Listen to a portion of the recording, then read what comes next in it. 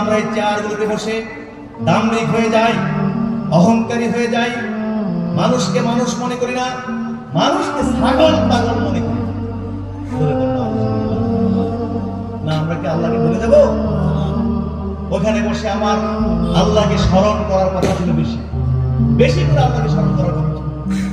আল্লাহকে বলার কথা ছিল যে আল্লাহ, তুমি আমাকে এত সম্মানের চেয়ার দিলে, এত শক্তিশালী চেয়ার আমাকে দিয়েছ, এইখানে আমাকে না বসিয়ে কিন্তু তুমি এখানে অন্য কাউকে বসাতে পারতে, অথবা কত মানুষকে তুমি রাস্তায় পাগল ছাগল বানায় ঘুরাইতেছ।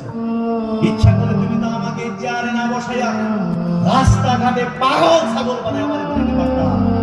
তুমি আমাকে চেয়ারে না বসাইয়া কত মানুষকে তুমি প্রতিবন্ধী বানায় ঘরে ফেলে রেখে দিয়েছ।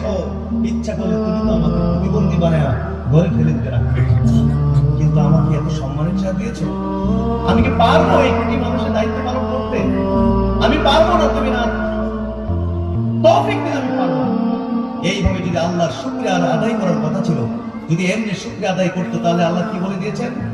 লাইন শাকারতুম লাযিদান্নাকুম। তোমরা যদি আমার নিয়ামত পেয়ে শুকরিয়া আদায় করো, অবশ্যই অবশ্যই আমি সেই নিয়ামত আরো বাড়াই দেব। ওয়ালাইন কাফারতুম ইন্না আযাবি লাশাদীদ।